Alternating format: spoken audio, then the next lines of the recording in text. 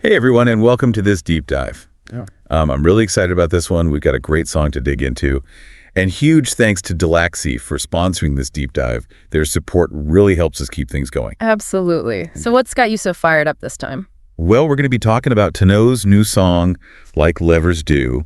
And let me tell you, it's not your typical love song. It really gets into like pride, vulnerability, and even like reconciliation. Yeah. It's got a lot of depth to it, doesn't it? Yeah, for sure. And we're going to be drawing from this really cool article called Tonneau, Like Lovers Do Love, Pride, and Reconciliation. Sounds like the perfect guide for our deep dive. Totally. So are you ready to get into it? I am ready. Let's do it. Awesome.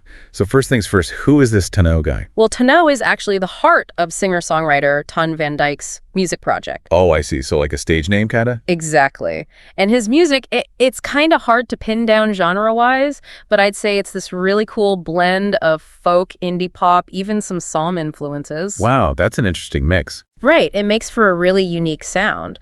And the article mentions how Ton really sees music as this pathway, to kind of spark something deeper within the listener. So it's not just about entertainment. It's about like a deeper connection. Yeah, it's about finding tranquility and reflection through music. That's really cool. So he seems like this really peaceful, introspective guy. Well, the article also touches on how creating music can be a real struggle for him. Oh, wow. So it's not all sunshine and roses, I guess. Not exactly. It seems like he draws a lot from his own life experiences, both the good and the bad. That's interesting. So it's like he's finding peace through the very things that kind of disrupt it. You got it. It's like this beautiful paradox. That makes his music even more intriguing, I think. So it's just him like a solo artist? Well, he's the main driving force for sure, but he collaborates with some other super talented musicians like Jan and Elias van der Hoeven. Oh, cool. So they bring their own magic to the table. Definitely. And speaking of magic, let's talk about the song itself, Like Lovers Do. Yeah, let's dive in. So who all was involved in making this track? Well, it was a real collaboration between Ton Jan and Elias van der Hoeven and René de Vries. Wow, so real team effort. Yeah, and get this, they recorded it in Ton's home studio in Amsterdam. Oh, wow. So it's got that like personal, intimate vibe to it. Absolutely. And that really comes across when you listen to it. So let's get into the lyrics. Like, what's the story that this song is telling? Well, it starts with this really powerful line, "You want me to open up every door." Ooh, that's a good one. Right. And it kind of sets the stage for the whole song. This exploration of hesitation and guardedness in love. It's like that feeling of wanting to let someone in, but being scared to be vulnerable. Exactly. That push and pull that we all experience in relationships. Totally. And the article even compares Ton's songwriting to like Bob Dylan and Johnny Cash. Yeah, that's some pretty high praise. But I can kind of see it. They all have this way of taking personal experiences and turning them into these universal stories. Totally. And those stories, they really resonate with people. All right, so we've talked about the lyrics a bit now. Let's get into the music itself. Like, what's the overall sound like? Well, it's built on this foundation of acoustic guitar, but then they layer in these really cool and unexpected elements. Well, like what? Well, one of the most striking things is the use of pizzicato violin. Pizzicato what now? Pizzicato. Yeah. It means the strings are plucked instead of bowed. Oh, cool. I get it. So it creates a different kind of sound. Yeah, it's got this almost eerie, unsettling feeling to it.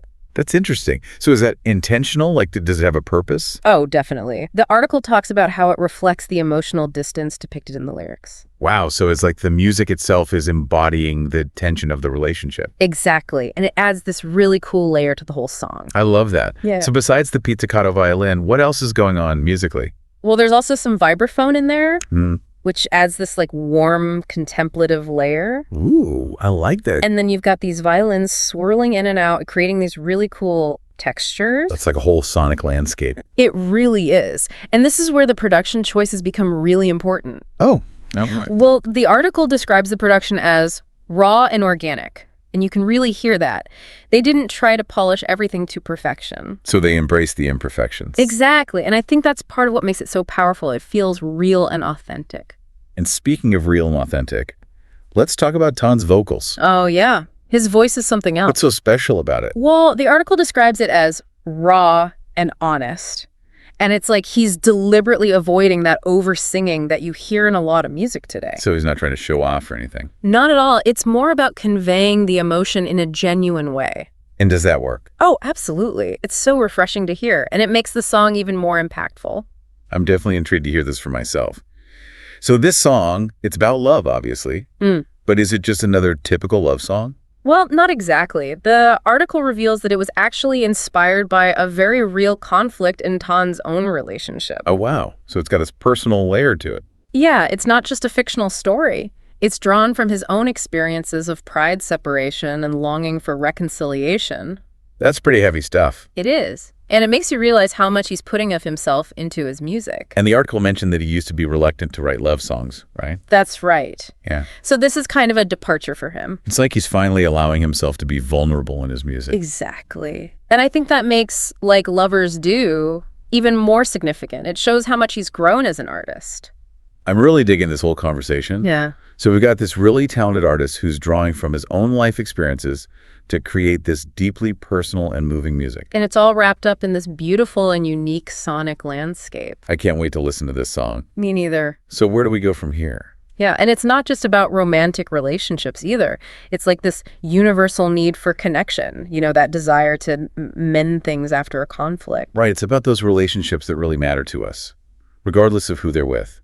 And the article points out something interesting, like it says the song doesn't really offer any easy solutions or fairy tale endings. It's not like everything magically gets fixed. Yeah, it's more about embracing the messy reality of it all, the unresolved tension between hurt feelings and reconciliation. It's refreshing, isn't it? I mean, so many love songs just focus on that initial spark. Yeah. The infatuation and passion. But this one dives into the challenges that come later on. Absolutely. When you have to put in the effort to keep the connection alive. And it acknowledges that love isn't always effortless or flawless. It's about accepting imperfections, both in ourselves and in our partners.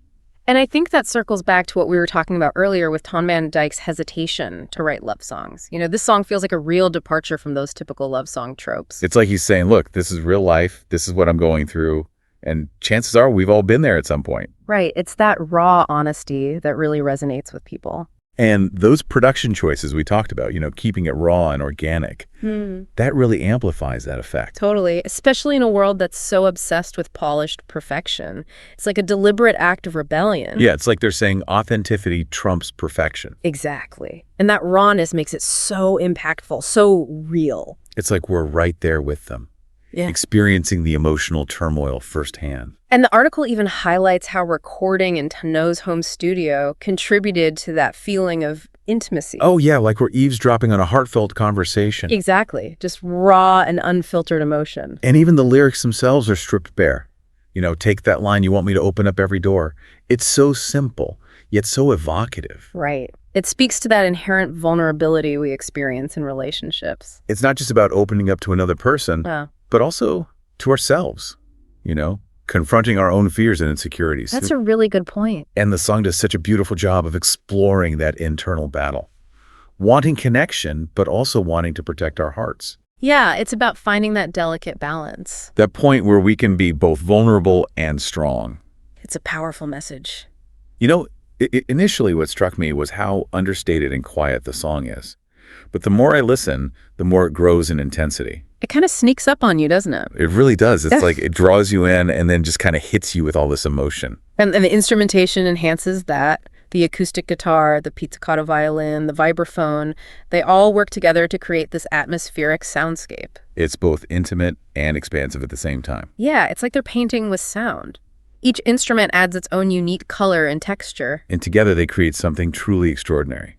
I couldn't have said it better myself. It's funny how music can stir up so much within us. This song really gets me reflecting on my own relationships, my own struggles with pride and vulnerability. I think that's the power of music. It connects us to our own experiences and reminds us that we're not alone. And I think that's what makes this song so compelling. It's not about finding easy answers or pretending everything is perfect. It just sits with the complexity of human relationships. And those open-ended questions, those unresolved emotions, they linger long after the song ends. Isn't that the mark of truly great art? It really is. It makes us think and feel deeply long after the experience is over. So true. I think that's a perfect note to transition into our final thoughts on Like Lovers Do. What makes it stand out from other love songs, and why is it such a pivotal point in Tonneau's musical journey? All right, so we've talked about the raw emotion, the unique soundscape, and the personal story behind Like Lovers Do, but what really sets it apart from other love songs? It seems to go so much deeper than just surface-level romance.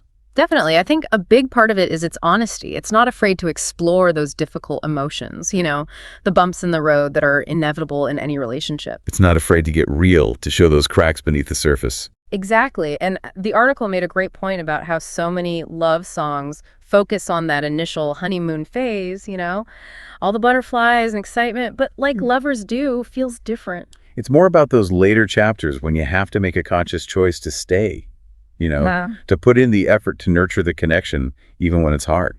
Absolutely. And it acknowledges that love isn't always effortless or picture perfect. It's about accepting the flaws both in ourselves and our partners. And that ties back to what we were talking about with Ton van Dijk's reluctance to write love songs in the past. This song feels like a real breakthrough, Yep. like he's finally breaking free from those typical love song tropes. It does, doesn't it? And I think that's why it resonates so deeply with people. It's like he's saying, this is real.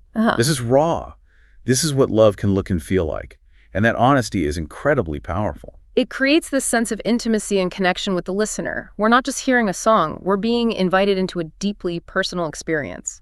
When you consider all the elements we've talked about, the vulnerability of the lyrics, the rawness of the production, the emotional depth of Ton's vocals, it all comes together to create something truly extraordinary.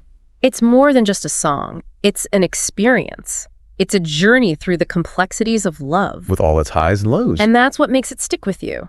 It doesn't try to sugarcoat things or offer any easy answers. It leaves you with questions, with a sense of longing, maybe even a little heartache. But isn't that what great art is supposed to do? It is. It's supposed to evoke powerful emotions, make you reflect, and stay with you long after the experience is over. Well, I think Like Lovers Do definitely achieves that. So as we wrap up this deep dive, I want to encourage everyone listening to go check out the song for yourself. Yeah, give it a listen. Let it wash over you. Notice the lyrics, the way the music makes you feel, the emotions it stirs up. And ask yourself how it resonates with your own experiences of love, pride, and reconciliation. You might be surprised at what you discover. Music has this incredible power to connect us, to make us feel less alone in our struggles and our triumphs. And I think Like Lovers Do is a perfect example of that. It reminds us that we're all in this together. We're all searching for love, connection, and meaning in our lives. And sometimes all it takes is a song to light the way. Well said. I think that's a beautiful note to end on. So thank you all for joining us for this deep dive into Like Lovers Do. And a huge thank you again to Dulaxi for sponsoring this episode. It's been a pleasure. Until next time, keep exploring.